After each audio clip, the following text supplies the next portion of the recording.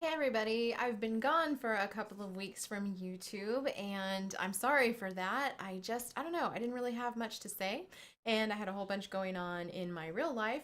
So I'm back today because on the blog and on my podcast this week, I'm talking about creating a 30-day master meal list. And I wanted to show everybody here on YouTube what that looks like and how I did that. The background story to all of this is that for many years ago, I shopped once a month. And so I had a master grocery list, I had a master meal list, and I would shop once a month and then I would just kind of fill in as I was able to. But my goal was to only have to do a really big grocery shop once a month. And this was back when I only had little kids and it was just too stressful to try to get to the store very often. So I started doing this once a month shopping. And I did a series on the blog, and I'll link to that down below. And that's where all of this came from. Now, I was realizing the other day that it would have been really nice this past week that was so busy for me if I had this master meal list and I'd had all the things available for it. And so I was kind of reminiscing and just remembering back to the time when I did the once a month shopping and when I had this big master list. The funny thing is, if you go back to those particular posts, you'll see that it's a totally different way of eating than from how we eat now. And that's the thing, too. I'm going to show you. This is what one of my master meal lists looks like. So, like up here, I would put some pretty little clip art, that had to do with the season. So I'm guessing this was December. And I just put meals in the center, and then I had breakfast, lunch, dinner, and miscellaneous and sides. And I would do this every single month on a Word document. I would put the cute little clip art up there, and I usually changed the font color as well so that I had something pretty to go there. And I would separate out my meals according to those sections. When I started to do the planning for my monthly meal list, I would always grab at least one cookbook. So I know for this particular list that this was the cookbook I was using. This is the Mommy's Cookbook. These are all large family friendly recipes that came from the forum at that time. This is out of print, unfortunately. 2006 was the date on this. So we're talking 11 years old. It's a great book. It's a great cookbook if you can get your hands on it, but I haven't seen them for sale in a really long time. However, that was the cookbook that I was using at that time. And I would use that as my spine cookbook. That was the one that most of my page numbers were going to come from. Because what I was going to do, and I don't know if you can see this on here. Yeah, what I was going to do is I was going to pull recipes and then I was just going to put the page number. And I would know, because that was the cookbook I was using, that those page numbers corresponded with something from the Mommy's Cookbook. So, for instance, if I was going to do this now, currently, right now, this is the cookbook I'm using a ton from. This is the brand new Trim Healthy Mama cookbook, Trim Healthy Table. There's a link down below. There are tons of really great recipes in here. And so this is what I'm currently using. Now, I do all my planning on Evernote now. So it looks like this, only it's on Evernote. And I have, a lot of times I have links, or if it's Trim Healthy Table, I will put THT and the page on there. But if it's a link for something that's on the internet, I can link it then in Evernote because that's just how my life is now. But back when I was doing this 8, 9 years ago, this was how you did things. You didn't typically link to recipes on the internet. So all of my recipes come from a main cookbook. And then if there's something that's not from that cookbook, I will delineate, this one says PHN. And that is where it came from. It came from a cookbook that I know just by looking at PHN, even now, that was a cookbook from a church that we attended, and I know that it's called PHN. So I know all my abbreviations for my different cookbooks, and I can easily find what I need on this list. But I have that main page number. So under breakfast, what I would do was to choose about 15 breakfasts that I would then just rotate throughout the month. And the reason I did 15 was because I figured I could do them over again. I'm not a big breakfast person. Now, back then, obviously, from this list, I was cooking breakfast a lot more than I do now. Now, it's kind of a free-for-all. If you've watched my podcast or read the blog or listened to the Well, you don't watch my podcast, but anyway, if you were listening to the podcast, watched some videos, read my blog, you know that I'm not a morning person, and I tend to just let my kids kind of go in. There's things available, and that's what they eat for breakfast. But it looks like back then I was cooking decent sized breakfasts, and someday I may return to that, but right now that's not the season I'm in. But I would choose, I have 12 to 15, and those would rotate, and I would make sure that I had the items on hand, the ingredients on hand to make those recipes a couple of times over.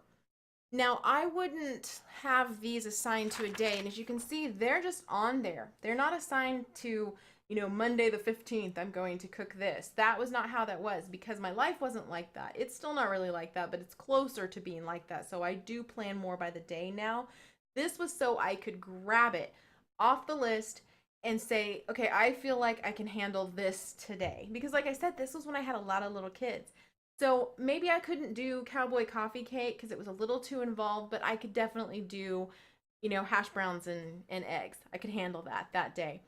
So that gave me options throughout the month. Lunch was the same thing. So on lunch, I have like quiche and taco salad and layered salad and chicken bundles. I have all these different things and I can rotate through those. I made sure that I had enough ingredients on hand to make them twice over. I can grab from that list and say, all right, today I can handle quiche, but tomorrow, no, I can't do that. I need to do something that's easier, quesadillas or something like that.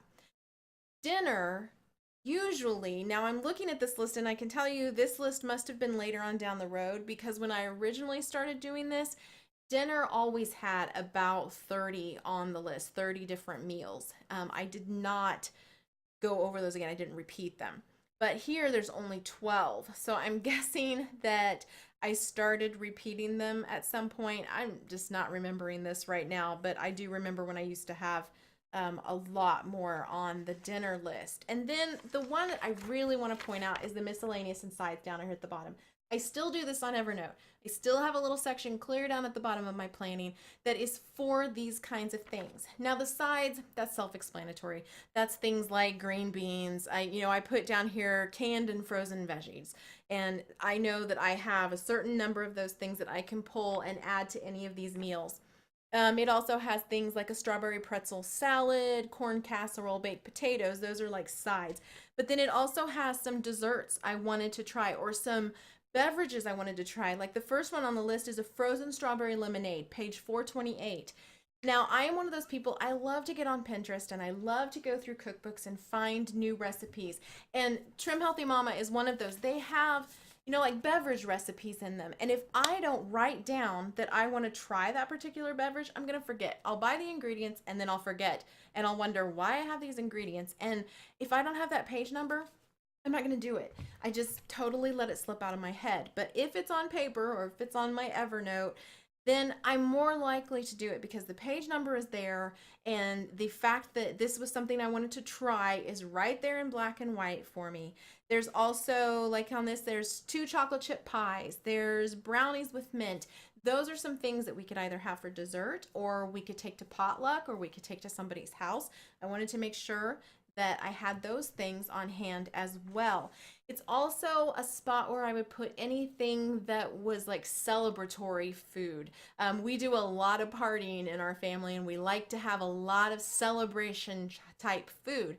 And so I would put things that we were going to have down in that list so that I could pull from them when we had some sort of special occasion or not so special occasion to celebrate. That's where I would find those recipes. One other thing I would do would be to put off to the side that I needed to bake some bread or brown some sausage or something like that. Those were reminders to myself. I would buy the meat in bulk and then I wanted to make sure that I browned everything and then I would individually package those up and put them into the freezer. I would bake bread and I would put some of those away as well. I have make maple syrup and I have the page on there of a maple syrup recipe I obviously had probably never tried, so I wanted to try that. Another thing I did, and I don't see it on this particular example, but I still do it today, I have some old recipes that I have on index cards, recipes that some of them have been with me since the beginning of our marriage and even before. And they're on index cards, and I have a little index card box. and I will just write next to it card if it's on one of those cards, and I know, where to find that. If it's a soup, it's going to be behind the little soup tab, and it's one of the index cards if it says card on my meal plan. So as you can see, this is not a long involved process. This is really sitting down with that spine cookbook, maybe bringing in some other things, maybe looking on Pinterest, and just putting together that 30-day meal list with it repeating some, and giving yourself options so that you don't have to always be going by what you have written down on Monday, Tuesday, Wednesday, Thursday. You have the option. If you've had a crazy day and you're like, I just cannot do the thing that I wrote down on Tuesday, well, this gives you the opportunity to not have to do anything that was written on Tuesday, because there's nothing on Tuesday. It's just a bunch of menus, a bunch of different recipes that you can use, put together, add aside. You've got all the things on hand because that's how you shopped. Even if you aren't doing this as a 30-day rotation, you could definitely do this as a 2-week rotation, or even just a weekly thing where you just wrote out the recipes and you gave yourself permission to grab from a recipe that seemed like it was something you could handle that particular day. So when you've had a rough day with homeschooling, you can say, you know what, I am just not in the mood to cook some huge meal. I'm going to grab something easy from my list. And that's the beauty of this meal list, having a master meal list. It's also really nice if you can save these, especially by month. On Evernote, I do it weekly, and I just keep it. It has September 16th, 2017, and I can go back through those and rotate those lists if I want to, and I can easily find them. So if you're doing like a Word doc like this, go ahead and save these based on whatever month it was so that you can come back to it. And even if you're not using it as a whole exactly the way it was, you might find some recipes on there that you go, oh yeah, I remember that was a really good recipe, and I want to put that on this month's list. So there you have it. There's how you create a master meal list. Very simple. Give me a holler and let me know if you have ever done anything like this. Tell me how often you shop too, and if this is relevant to how you do your grocery shopping and your meal planning. I'd love to hear how you meal plan as well, because that's always something that's great for other homemakers to hear. Is meal planning is one of those things that honestly a lot of us are confounded by, and it does take up some time, and I hope that this gives you an option that maybe doesn't take as much time for you. Until next time, I'm Amy from raisingarrows.net. Please subscribe, share this with your friends, and enjoy some of the other videos while you're here.